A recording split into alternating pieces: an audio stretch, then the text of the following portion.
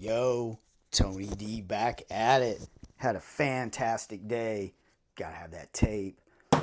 Gotta have the razor. Boom. Fantastic day. Went to 2 shops again. Talked to a lot of great people. Had a great time.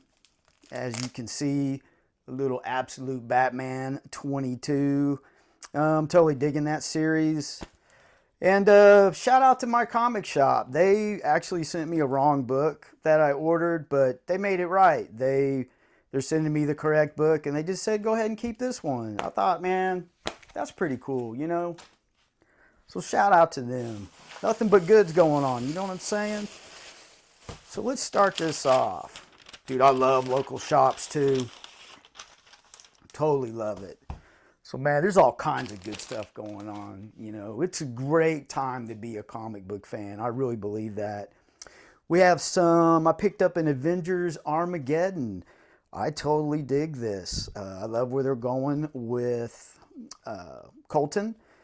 And, dude, the artwork is fantastic. Me and Dan at the shop are talking about the artwork.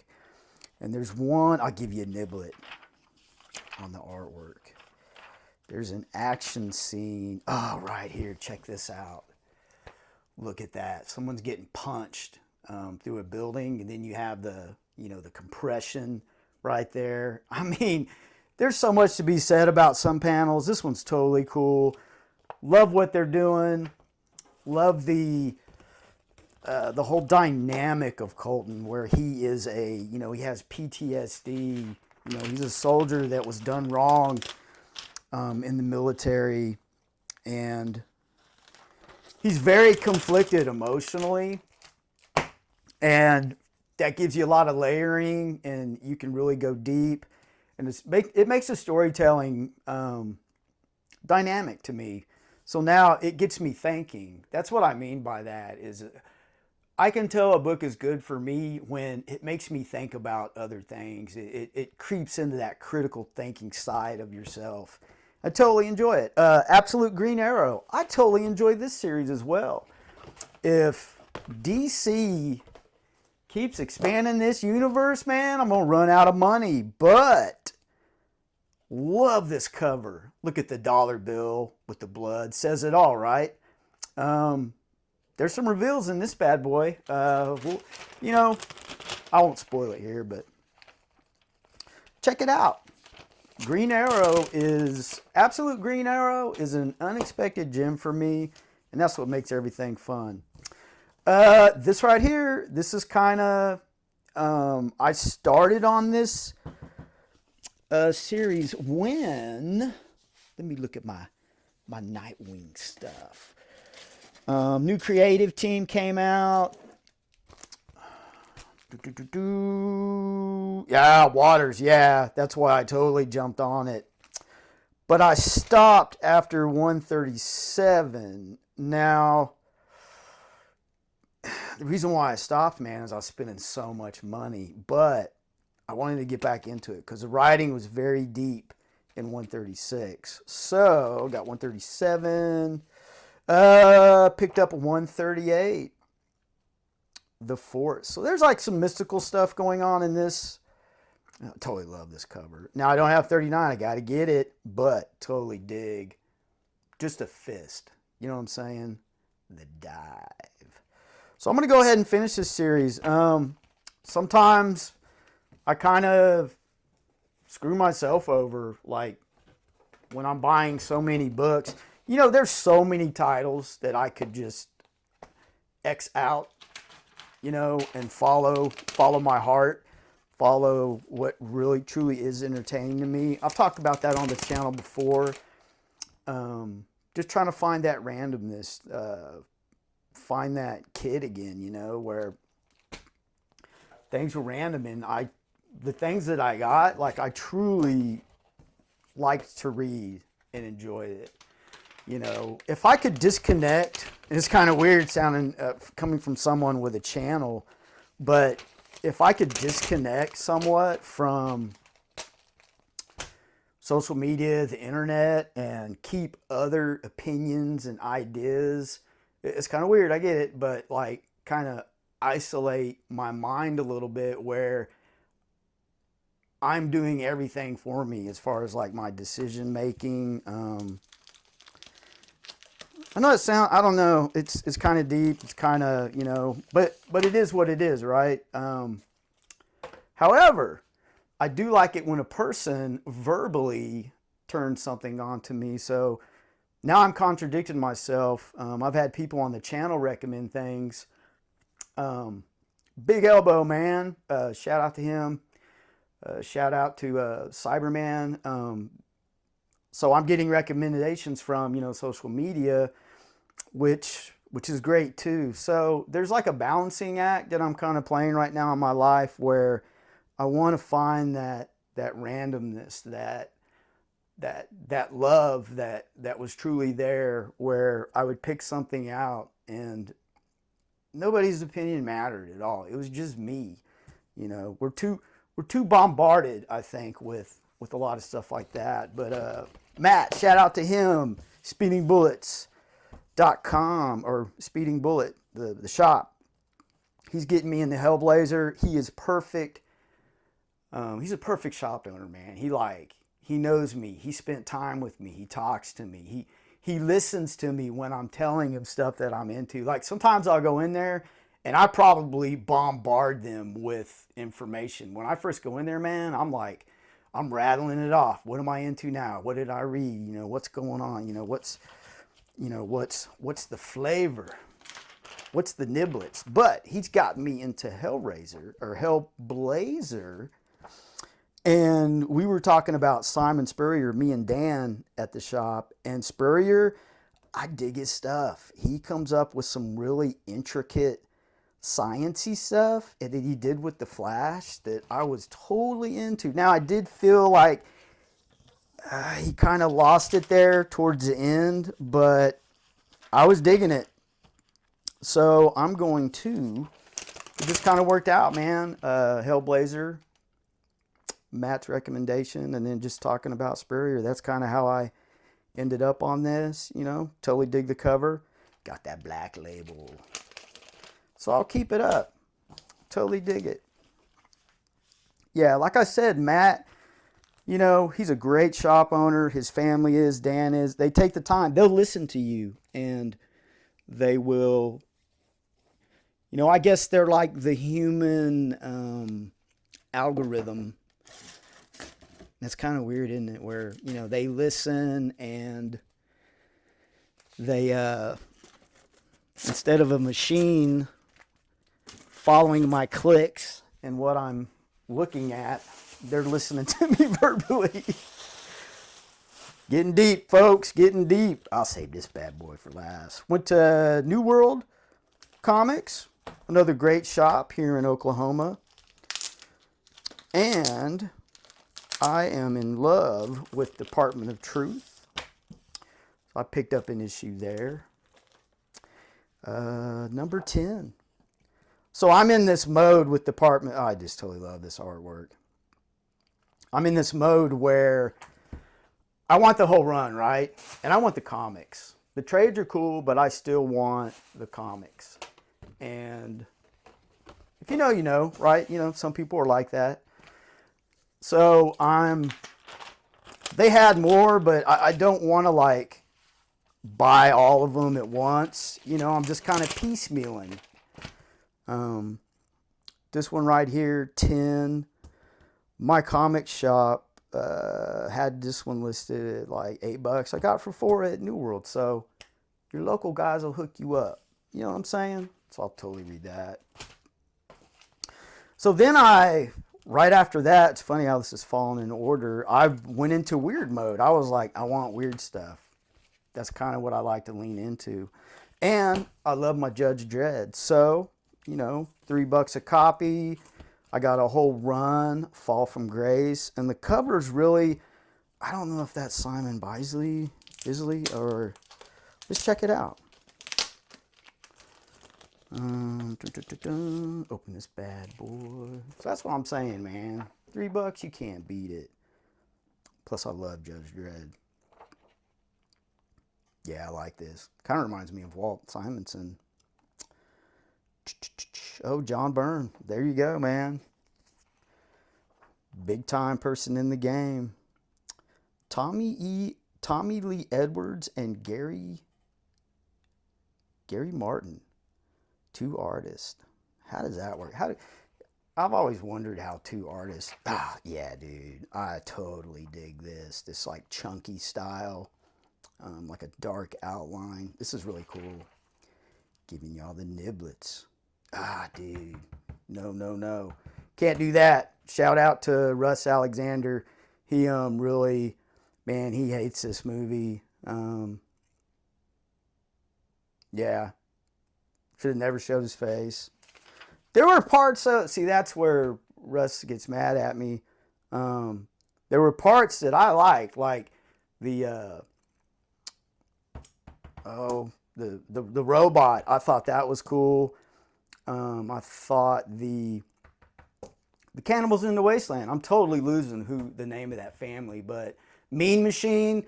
I thought they nailed it. Great practical effects.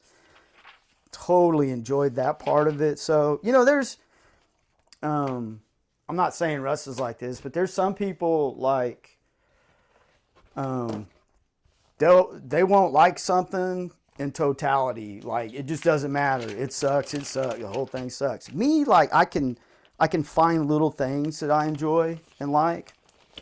But man, if Russ is listening, man, he'll tell you what's up. That was a piece of shit movie for him. I love Russ. He's a good friend. So yeah, I have me a little, a run.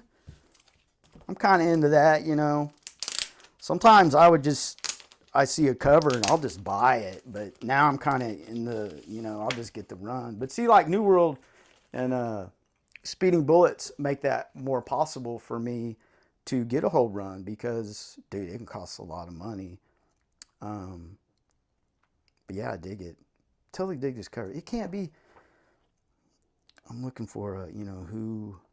Oh, okay, here we go.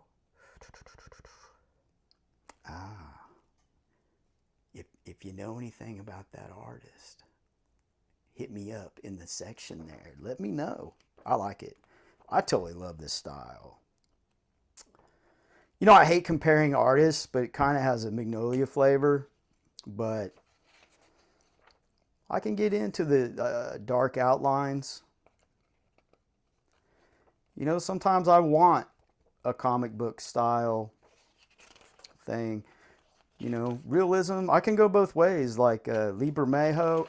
Man, I'm totally collecting the whole Amazing Visions. Like, dude, I have all of them. I'm totally glad that's in my collection. I enjoy it. There's something about his realism that, I don't know. It's like he even does the costume like in a manner where it looks like cloth on a person. Like, I totally dig that type of detail. Can't tape it up, man. 8, 9, and 10. So yeah, Bermejo. Shout out to Gotham and Glam. She's a big Bermejo fan. I like to get her a copy of something for her birthday. Hopefully, man, hopefully she sent her a text. Hopefully she'll get back with me. Got some goodies, if you know what I'm saying. But yeah, totally love these chaotic covers. I'm interested with Byrne being the writer. Very storied career. Very, that's funny, dude. We'll see. You know what I'm saying? A legend in the X-Men world, for sure. Him and Claremont. Totally great stuff. So, yeah. Love this stuff. Now, 2 more items to go. And I totally dig them. Legion of Superheroes. That is just, I don't know. When I was younger, I got a hold of the Teen Titans and X-Men crossover book. And just totally Oh, no, I take that back. The place where I got that comic, they also always had Legion of Superheroes available. And for some reason, I just totally dug it. You know, more bang for your buck. And I don't know, Giffen was was doing the art, maybe a lot of the writing at the time, but it was like the second best-selling book DC had behind Teen Titans. So, I mean, that's a big thing. Like, so, the weirdness thing. I was leaning in the weirdness. That was my mindset. Get something weird. So I just saw the cover, like the Legion of Superheroes, saw the Back Home in Hell, and it's just a very crazy cover. Like, there's so much chaos going on. I just picked it up based on that. Yeah, I love this detail too. This is a great cover. You got Mon-El there. So it's like, what am I getting into with this? You know, like, with all that chaos. You know, another thing about Legion of Superheroes, I was always like, I'd love the Fatal Five. I love the villains. And, dude, check this out. That's good stuff. You know, sometimes just great artwork, I can just sit there and just marvel at it, you know. Oh, I love this stuff. This is actually great artwork. Dawnstar. So let's get the niblets here. You know what I'm saying? Oh, Deadman. Shout out to Deadman. He's love that new series. You know, one thing that always tripped me out was like DC Comics is like 666 Fifth Avenue. I always thought that was weird when I was younger. Really did think it was weird, but we won't get into that. That's a Department of Truth thing, the Satanic Panic. I don't know. Some people really, you know, it's either you like Legion or you don't. I just thought it was so dynamic. You had so many things to choose from, and you know, the alien aspect is always cool. Like you could just the creative palette there is so broad. So it's cool, man. Totally dig it. And I'll show you what I do with these older things, man. I've been using these fullbacks. They've kind of changed a little bit, but I'll put a VCW, just regular board, man, and I'll just like pop. I double it up, man. That's how I do.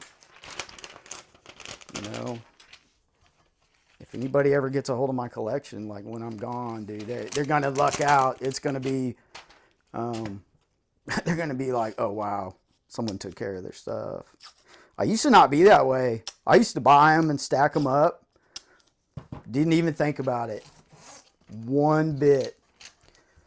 Now I'm like to a point where it'll bug me if something isn't right. Hey, if you're like that, man, shout out in the comments. Let your boy know. But last but not least, some little Silver Age Metal Men. I was deep into my, you know, weirdness mode, and I saw that guy. And me and Dan at the other shop were talking about Chemo, and I was like, is that dude still around? He's like, oh, I'm sure they can do whatever they want in comics. That's kind of how Dan is. But I want the story, right? You know, did they kill him off? How'd they kill him? That way I can think about how he's going to come back. But the Metal Men, always an intriguing group of heroes. Totally love the whole idea behind it. You know, you got especially with like their personalities matching with the metal. I totally thought that was cool. So something like this, I do buy Silver Age. All my boards and bags are Silver Age, and I almost want to go to Golden Age for these, because see, I always like to have some kind of room, and I'll probably do that later. But man, let's get some niblets, man. You got some Silver Age goodness. I totally dig this. 12 cents, number 14. So here it is, the Headless Robots. bringing back the only complete chemical menace, chemo. I totally dig chemo. Then we went down a rabbit hole of Nightwing and chemo, where early 2000s they dropped chemo, I believe it was on Bloodhaven, and blew him up, and that turned Bloodhaven into a hot zone. And a lot of good stories came out of that. Early 2000s were cool for comics. I totally dig these Silver Age. The styles, comics were a little more, I don't want to say innocent, because they dealt with some pretty, they could deal with some pretty adult material. I mean, just like the Seduction of the Innocents, look at that. Like, the Comic Code Authority had to step in, you know, like, which sucks. Like, I think that, I don't know, man. I guess, where would comics be now if that never happened? Like, if there was no interference. And I mean, they had government-sponsored book burnings, man. That is like, that's how comics were viewed. And that, dude, you talk about wrong. That is on all levels of wrong, to burn books. And there's photos of it. Look it up. Just throwing books in the fire. And I'm not talking about like speculative value, like, oh, they're burning money. I'm just talking about the fact that you're burning books, like literary, like goodness, like, and kids too. Like, it wasn't like the books now with the gratuitous nudity and all that, not hating on it, but it's, man, it was nowhere near that, like that. You know, it was the genre of the time in the golden age. Like, you had a lot of detective, you know, and things of that nature. And horror is always horror, right? You know, Creepshow, like, you know, The Vault, like, all that stuff, man. It was so, for a kid, you had to have ways to entertain yourself. And that was a fantastic way to do it. Like, just your imagination alone. These ads, I remember these things. Who was that? It was like a rat. Radcliffe, I don't know, man, but yeah, like, this is a good copy. Shout out to New World. Yeah, now they got the bodies. But, you know, yeah, let's get a little more deets. Then we'll wrap this bad boy up. But, yeah, I like chemo. They do, like, New World in Oklahoma City. Check it out. They have a pretty broad Silver Age section. It's pretty reasonable, too. Speeding Bullets, man, shout out to them, too. They have a nice little section. I've grabbed some stuff out of there that was really cool. I actually got a copy of the first appearance of the Reverse Flash from there. It's pretty cool. But yeah. I don't know, man. We talked about a lot of stuff today. Like, it's cool, though. That's what it's all about, right? Comics are community. You know what I mean? It creates a sense of community, you know, socialization, sharing ideas.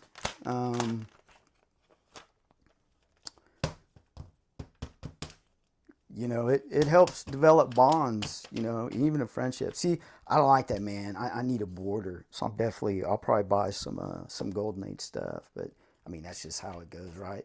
And also, I like to keep what I paid for it in there. You know, it's always a good reference point.